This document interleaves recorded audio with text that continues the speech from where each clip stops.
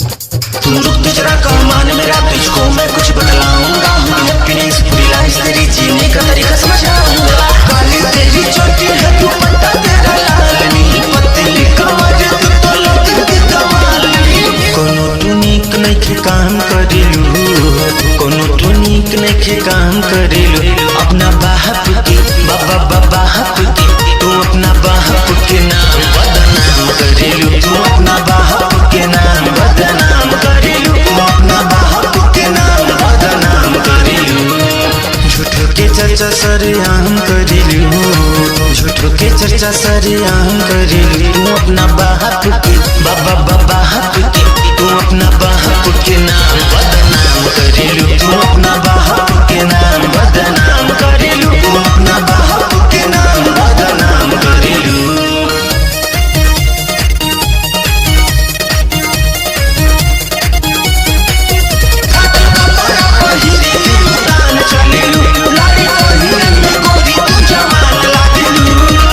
रोज आवताड़ू fashion सजाई के, fashion सजाई के हो फैशन सजाई के। नया नया लइकन के बकरा बनाई के, बकरा बनाई के हो बकरा बनाई के। रोज आवताड़ू फैशन सजाई के, नया नया लइकन के बकरा बनाई के।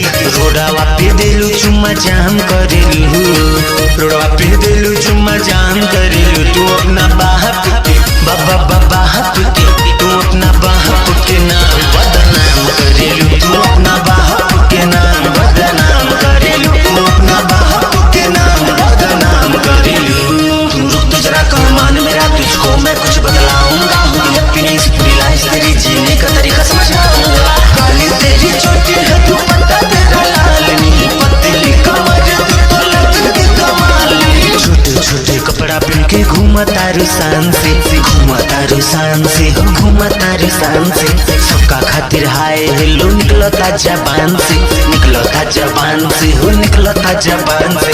छोटे छोटे कपड़ा पहन के घूमा तारू शान से, सबका खातिर हाय हेलो निकलता जबान से।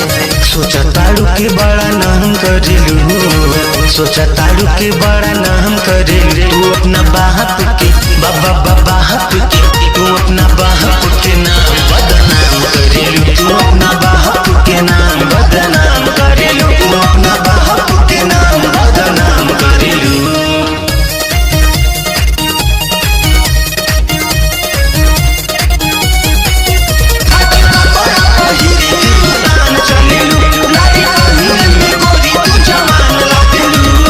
कबो कबो संगे अविनाश के तू घूमेलू, अविनाश के तू घूमेलू, अविनाश के तू घूमेलू। मन भरी जाला तू तो चंदन के चुसेलू, चंदन के चुसेलू हो चंदन के चुसेलू। कबो कबो संगे अविनाश के तू घूमेलू, मन भरी जाला तू तो चंदन के चुसेलू। रामू परवेश संगे काम करेलू, सिद्धार्थ सिकंदर संगे काम करेलू। तू अपना बाप के बाबा बाप के तू अपना